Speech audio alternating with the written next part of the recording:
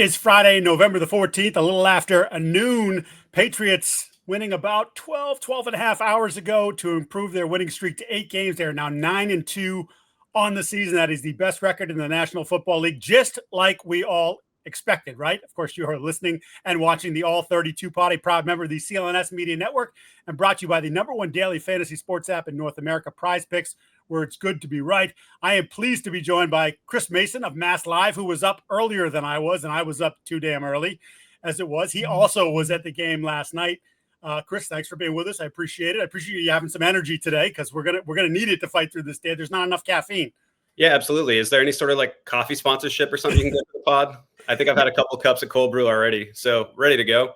And yeah, thanks for having me on, man. I feel like we text about this team often enough, so good to bring the people in to the discussion. Absolutely.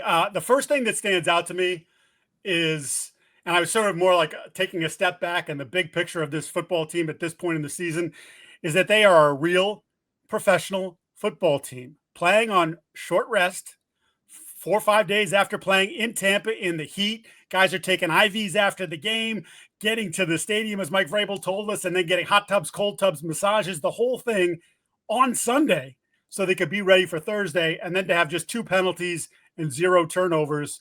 It's like we watched something for several years, Chris, erode and just absolutely hit rock bottom, maybe even got below the bottom of those rocks.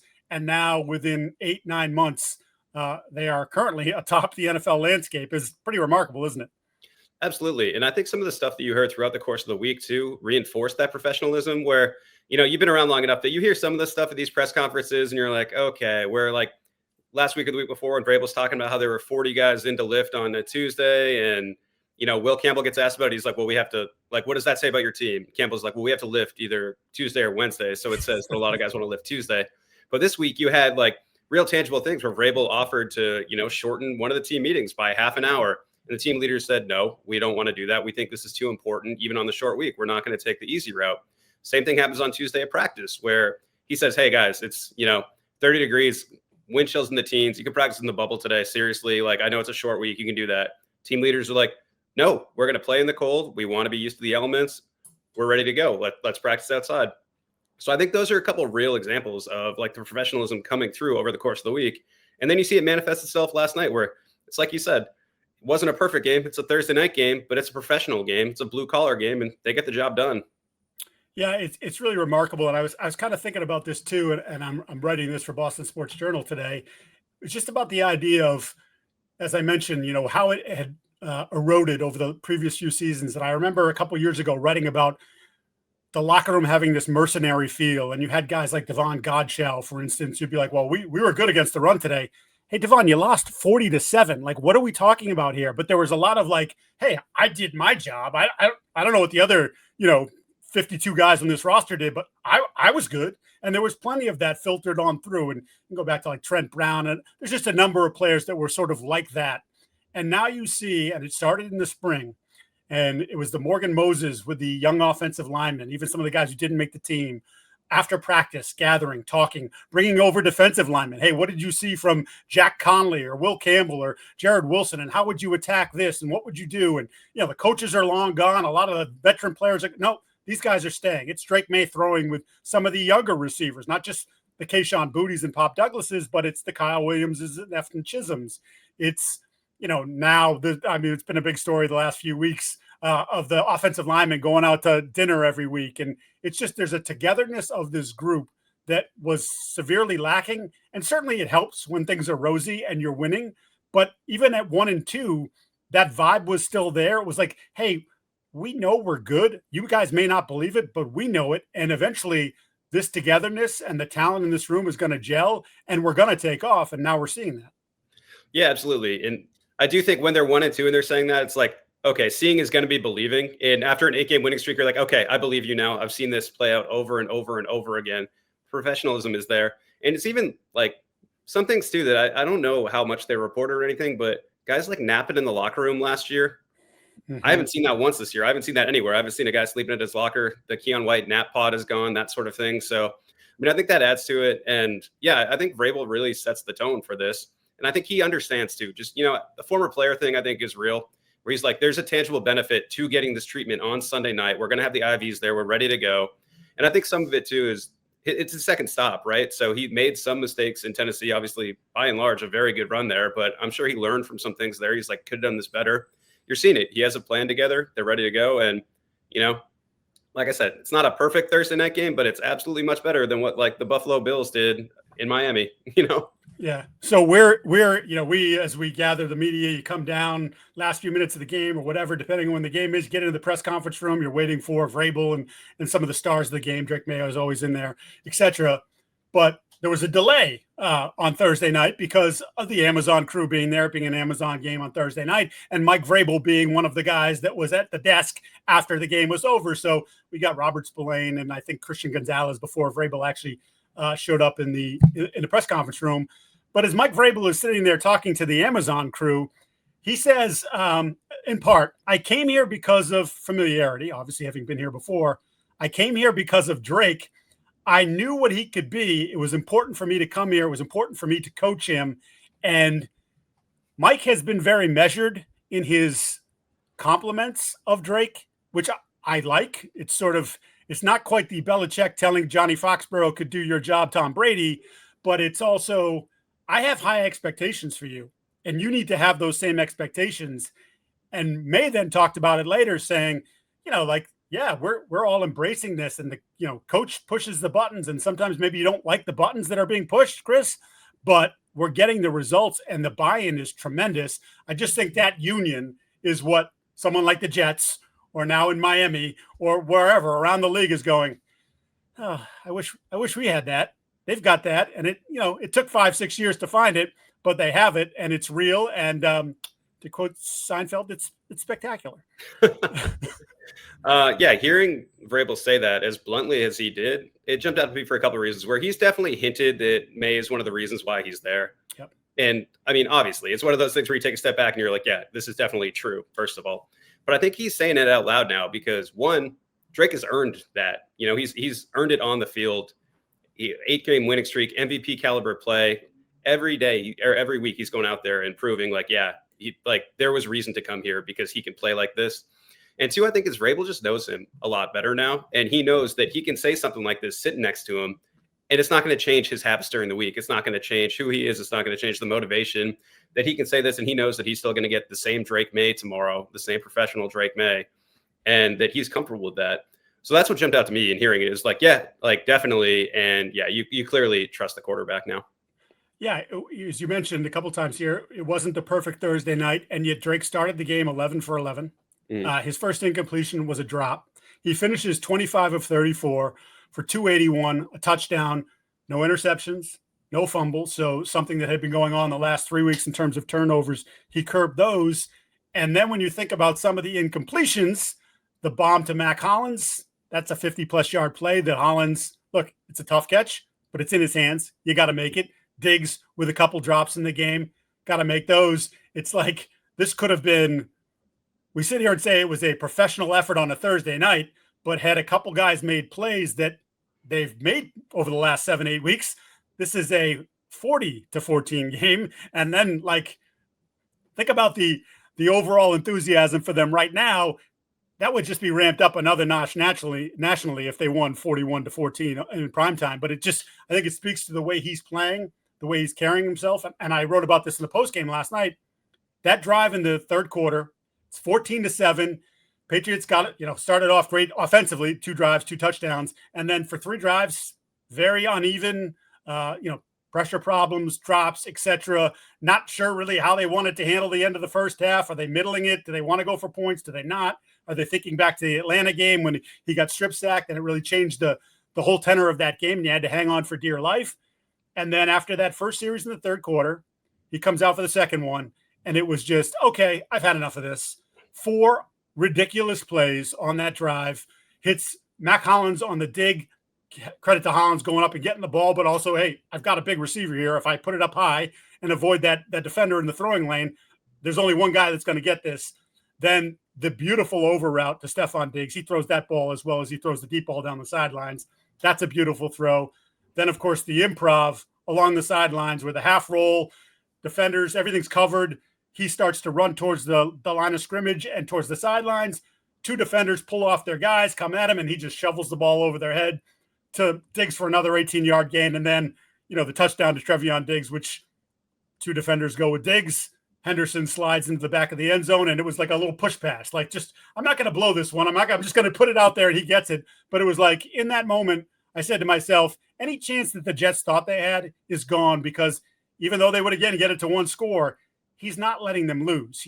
He has this ability sort of to, I don't want to say flip the switch because he's playing at a high level at all times, Chris, but it's like, okay, we've screwed around enough here. And I've had a series or two that I didn't like, but as I asked him in the post game, the short memory thing, he's got it. And as he said, comparing it to basketball, he said, shoot or shoot, I'm going to shoot.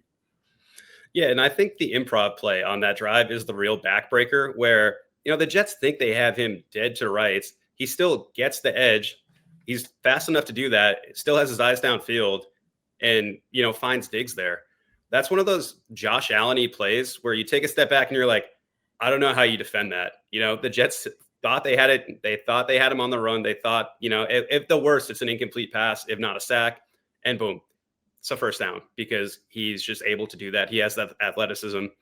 And one thing that's been really striking to me about him over the course of this year and with plays like this is that if they get behind the chains, they're not dead. And in the post-Tom Brady era, it has felt like you could take a illegal formation penalty on first down, put it in first 15, and it's like, if it's Cam Newton, Mac Jones, Bailey Zappi, Jacoby Brissett, name the quarterback that's been in there, they're not picking it up because they can't get behind the chains at all. With Drake, he's flashing this ability to make things happen, keep his eyes down the field, pick plays like this up. That's really jumped out to me is they can get behind the chains. You never want to, right? But they're not dead. I love that point, and I don't have the numbers in front of me. I did at one point earlier, a couple of weeks ago or whatever, and it's staggering the amount of times that they've converted, let's call it 3rd and 7 and longer. And it's like, to your point, we ran the ball on the line of scrimmage. That didn't work. Why are they doing that? They run it again. Why are they doing that? It's 3rd and 8.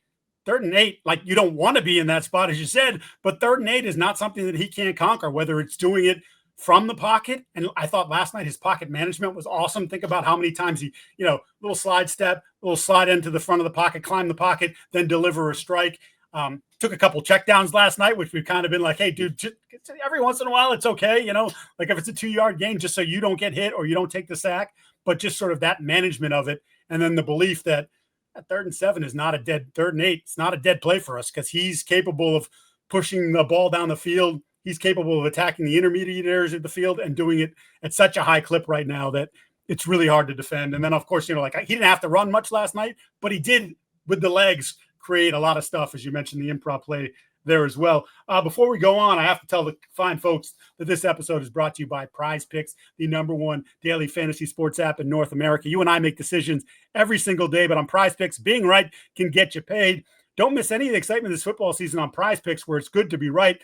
And I say this all the time, so simple to play. You pick more or less on 2 players, up to 6, and if you get your picks right, you can cash in. And it's just statistical numbers that they throw out there, and you decide, do I like Drake Maye to throw more than a half a touchdown pass? More. Boom. Do I like Trevon Henderson to score more than 1 touchdown? Boom. You do that. It's also the only app now that offers stacks. I mean, you can pick the same lineup up to 3 times, the same player rather, up to 3 times in the same lineup. So, right now, Trevon Henderson on a heater or Drake Maye's on a heater. So you want pass yards, rushing yards, and touchdowns? You can combine all those things.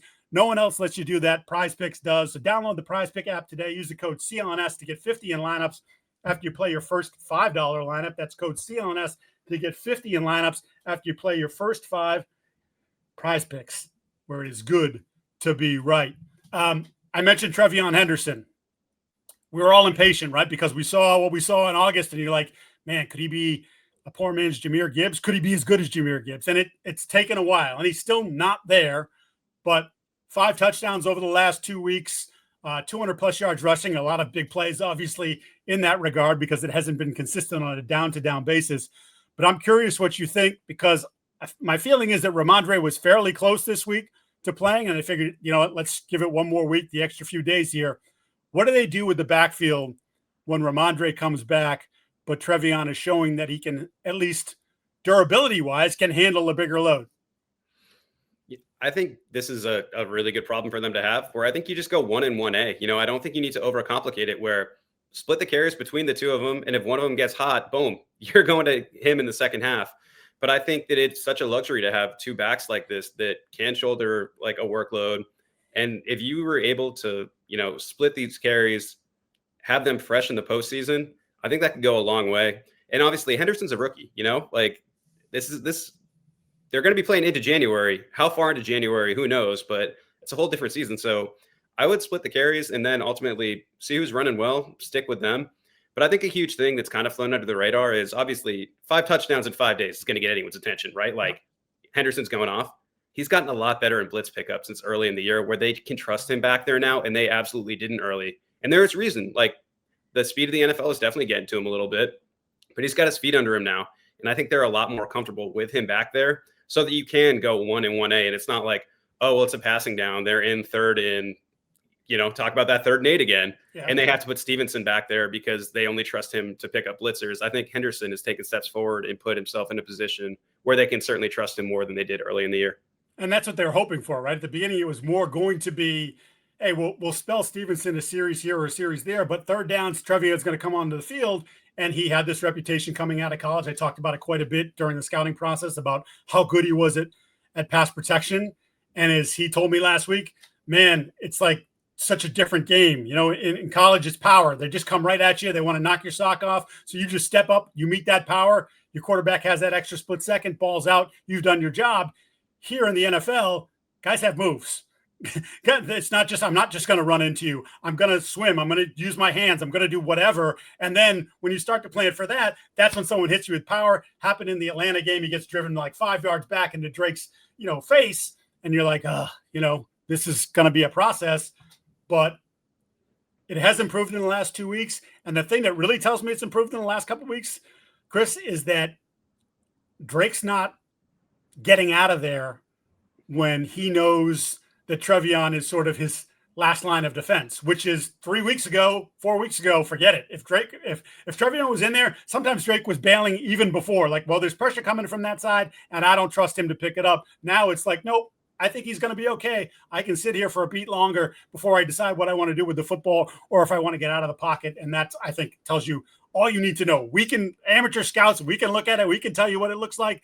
But Drake Maye is telling you that it's gotten considerably better over the last few weeks. And I think that's really important for the football team, as you said, because now when Henderson's in the game, run pass, Stevenson, run pass, there's a multitude of things here that you can do and trust that you can run your offense entirely. I was probably, Chris, more dubious of the Stefon Diggs signing than maybe anyone.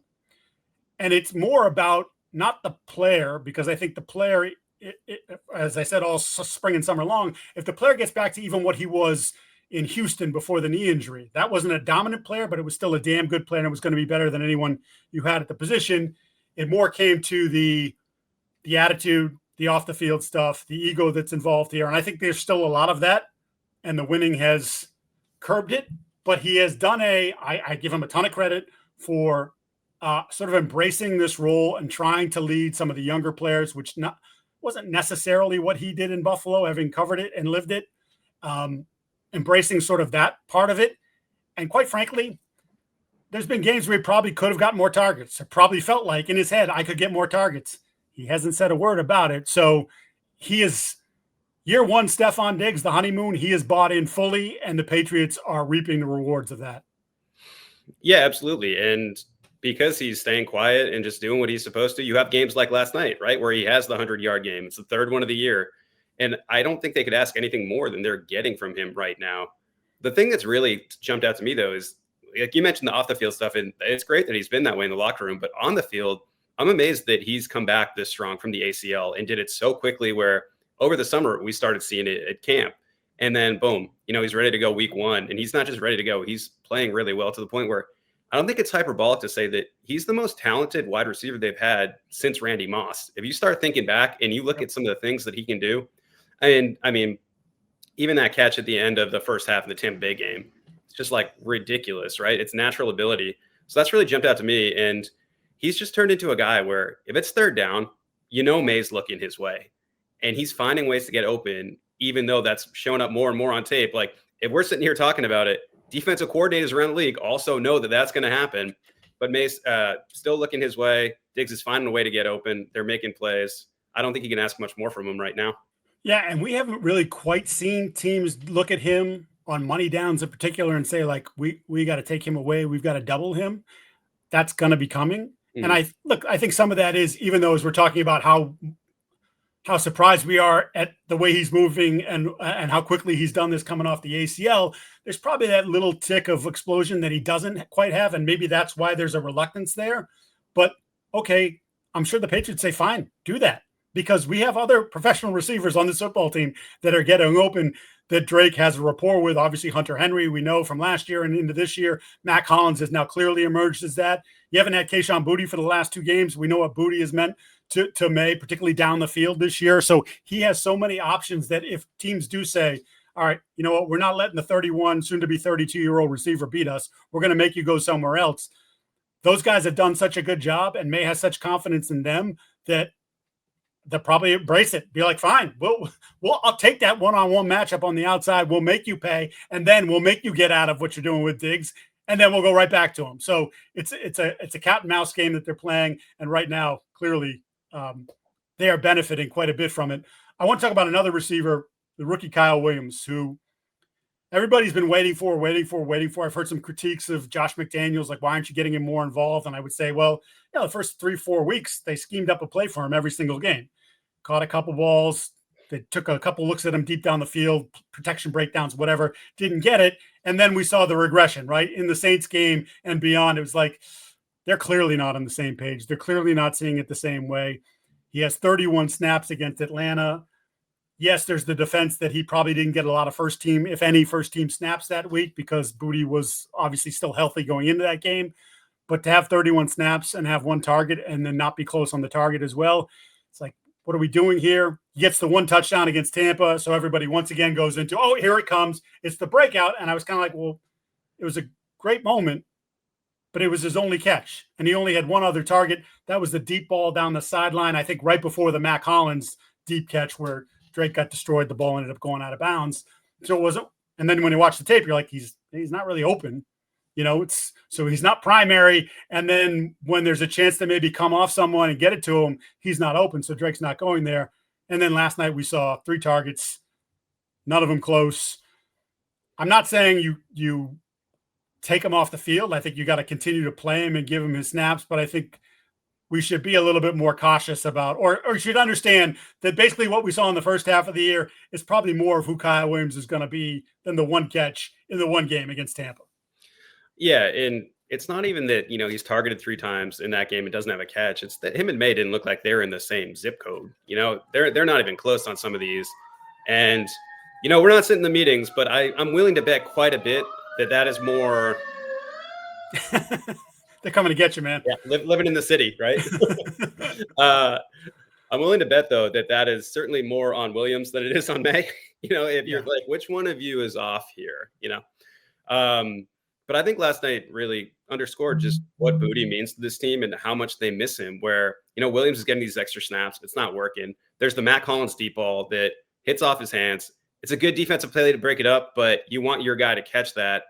Kayshon Boutte has been catching balls like that all year. Yep. And so if Boutte's healthy last night, it'd be fascinating to see what Maye's final stat line actually looks like compared to, it was good, but it could have been real good if he's playing. So I think some of the stuff you're seeing with Williams and even the Hollins deep ball last night underscores just how much this team missed Kayshon Boutte and what he means to them, which, for someone like you, who's also been covering him since Kayshon's rookie year, it's amazing that he's come that far where you're like, this team needs him out there. They really miss him. I haven't seen a player grow the way that he's grown over his first 3 years. I don't think since I've been covering him. Yeah, the maturity level from where he was when he came in, or even last year through the struggles of the offense and just the constant complaining from pretty much that whole room. But he was front and center in that group of bitching about targets, etc. That he came back in the spring. Mike wasn't happy with the shape he was in. He made a kind of comment later on when he came back the second time and was in better shape. And it was like, oh, yeah, he's in shape now, so we'll see. And it was almost like that light went off. Like, this guy's not going to put up with my BS like maybe the last guy did. And if I want to play, then I got to do a little bit more. And you look at him now, like from a physique standpoint, he's not some god, like, bronze god or anything, but he's like, his body is different now. And I think that's paid dividends on the football field. This was as he said, it was just a grade 1 strain. So I think this again was just for the better part of, let's just keep him over here, give him the extra time to rest. And then hopefully he's back and ready to go for Cincinnati. And you have the full complement of weapons. If we're going to pick a few more nits here, because most of the coverage you're going to get, you got last night, you're going to get today is glowing. It's wonderful. Everything's happening. Yet again, an opening drive against a team that couldn't score if they just can't score. They're just an awful football team. Goes right down the field and scores on you. That's the 8th time in 11 games that the Patriots have given up at least 3, in this case 7 points on their opening drive. They've now allowed 82 of their 206 points this season on the opening drive. So what the hell's going on? And is it something that you worry about when you get to January? Because let's face it, I mean, there's a couple games between here and the playoffs that you're going to circle and star, Baltimore, Buffalo, those two. But like, can you afford this in the postseason if you can't fix this and you get down to a good team like Kansas City or whoever, 7-0? Like, does that change how you feel about the team and what they could do? I don't think you can afford this, like, bleeding into January. And I think it's something they have to clean up. The issue is how. I don't know what the solution is. It's so weird where it just keeps happening. And it's the opening drive. And on this one, Fields just keeps taking advantage of the edges. It looks like the edges are soft. It's not like some brilliantly schemed up type thing. So I do think it's an issue moving forward. I just don't know what specifically they do to correct it. I think if they knew, they already would have done it. It's funny. It's so I covered baseball full time. I covered the Red Sox full time for the Eagle Tribune for a few years. And there was one year where I forget if it was Doug Fister or one of Porcello's bad years, where the first inning was a huge issue. He was just getting blown up in the first inning. Then he would settle in after that and be fine. So it got to a point where they made him throw a bullpen. Like, instead of warm-up pitches, they said, stay out there, simulate the first inning, throw your first inning, and then come into the game. And, maybe we get 5 innings out of you instead of 6 innings out of you today, but just go out and do that and get the first inning out of your system. I don't think there's an NFL equivalent to that. So I don't know what you do. You're not going to start going full speed in warm-ups, for the last those few team plays there. You're not doing that. So do you have a solution for it? I don't know, man. No, it's staggering because it's then after that series, the way they reset and how it's generally a different game from that point on. And you're just spotting team 7 points. It's not as if you can make the adjustments and figure out what they're doing and fix it that quickly and have it fixed for the 3.5 quarters that remain of the football game, you'd have faith that this staff would be able to fix it during the week leading up to it. And they've tried a bunch of different things, including Ben McAdoo writing a 12-play script before one of the game. That didn't work. Like, none of it's working. And I don't want to say you throw your hands up at it, but it's just like, it's legitimately like, I have no idea. Because they don't have any idea. These guys know what they're doing, and they haven't been able to pinpoint why this keeps happening week after week against good offense or, as the Jets, a bad offense. It's almost like you just need somebody on that defense to step up and just take the ball away on that first possession. That's an interception. If it's a strip sack, whatever, you just need somebody to kind of break this and then move forward. Yeah. And that actually, you nitpick again, they don't turn teams over very much defensively. And last night they got the gift. That wasn't them turning it over. That was the Jets just handing the ball on the 6-yard line. I had one other thought for you that now I'm blanking on. Oh, red zone defense. So last night, 1 for 2 in the red zone, although there's a 22-yard touchdown pass, which put you just outside the red zone stats. But so essentially I'm looking at it as a 2 for 3 situation. They're dead last in the league in touchdowns allowed in the red zone. Again, they've been so good, especially after that first drive, that it hasn't come into play much. But again, you're going to see better teams in January. And if you have dreams of playing into February, which I can't believe I'm saying, but like, it's all out there.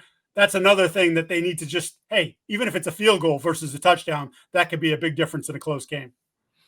Yeah, I'd agree with that. The only nitpick that I would have for this nitpick is that it's a pretty small sample size comparatively, because they're not letting teams down into the red zone that often, especially after that first drive. Like, if you threw that first drive out, I would be fascinated to see like just the total number of red zone trips and what that's like. So yeah, I think that's something they have to shore up. And I think it's almost like coach speak 101, gotta be tough in the red area. Gotta do that. I guess coach speak 101 just turned into Bill speak 101 there. But too many years of it, man. Yeah, no. But the one thing I would caution is I think it's a relatively small sample size, and that's skewed even by, the Falcons game where you get Marcus Jones mismatches down there, and those are correctable things and things that you can fix from a coaching perspective to, keep him off of 6'5" receivers. But yeah, I think the sample size is still a little small there, but I mean, obviously you want to see it cleaned up regardless. Well, I think it goes back to your last point about the opening drive. Someone's got to make a play and just take the ball away. I think that happens in the red area. It's a little tighter. Spaces, windows are tighter, and you have, an all-pro-ish type cornerback in Christian Gonzalez. You have a good corner on the other side in Carlton Davis. No matter, I know there's been some, picking at him this year, but I still think he's a good player and been a good player. Marcus Jones obviously was the player of the month last month. You know what he's doing, but it's like one of those guys, somebody like the ball's in the air, instead of chopping the hands, pick it off, a strip sack, something of that ilk that would just change that sort of vibe. They've got, I feels like they should have enough playmakers, but we haven't necessarily seen it in the red area. So again, nitpicking, and that's what you do with a 9-2 football team that has completely changed even the rosiest or all but the rosiest expectations for this team. This team has sort of rewritten those and made you believe like, yeah, there's a lot possible here in January and who knows, even February. Here's Chris Mason. You can read him at MassLive. Before I get you out of here, though, take people behind the scenes in the press box. You were talking with a New York guy about baseball. Just give me a little, because you're still in that world. You still live in that world. What do you expect the Red Sox to do this offseason? Because, I still pay attention to them. I enjoyed this last season. Give me some hope that they're actually going to spend some money. What are you hearing? It's fascinating just because this offseason, more than any that I can remember in recent memory, there are so many avenues they could take. You have an Alonso, you have a Schwarber, you have Joe Ryan, you have all these guys. They just need to take one of these avenues. I don't care which one it is. If you want to pay for Alonso, go do that. If you want to swing the trade for Joe Ryan, do that. I do think Joe Ryan is the number one move that I would make, where it's like, yeah, this is why you have the prospect capital. Make this trade. If you go 1-2 with Crochet, Ryan, have Bayo as a number 3, I think you feel pretty good going into a postseason like that. So that's what I do. But there's just so many different ways that they could improve this team. They just need to actually spend the money and do it. You have Devers off the books. You have that money. Go spend it. Yeah. I think Lou Merlone tweeted it because there was a quote from maybe Breslow about, they want a pitcher, or there was a report, they want a pitcher, Joe Ryan, obviously, and then a masher. And he's like, well, you need 2 mashers because Alex Bregman is currently not on your team. So that's got to be something they consider. You can't just say, okay, even though Bregman fell off at the end of the year, you can't just say Bregman out the door, Alonso in. We're good. No, you need Alonso and Bregman, or Alonso and whoever, that player, to sort of pick up some of the slack and be the professional hitter and clutch hitter that Bregman's been throughout his entirety of his career. So I hope that they spend some of John Henry's dollars that way. But as of right now, there are so many guys that are scheduled to hit free agency that you're like, oh, I'd actually want that guy on my team. Where, covering NFL free agency, you've seen so many times it gets to free agency and it's like, oh man, there's some dumpster diving going on here where you're giving this guy way too much or whatever. It's like, okay, Bregman signed somewhere else. Maybe go after Bo Bichette. There's objectively just so many good players out there. Obviously, I think they would love to have Kyle Schwarber back. Does he make it to free agency with Dombrowski as GM? Who knows? But again, there's so many bats out there. Go pay for some. Get them. Bring them in. Your team is close. Go over the top. And maybe the Blue Jays run provides some urgency. I think there'd be even more urgency if they had pulled off that Game 7. But either way, they just need to spend the money. There's so many different avenues that they could take to spend the money, but they got to spend the money. Chris, I pay when I go to games, I end up paying a lot of money for tickets. I'm sure you do as well.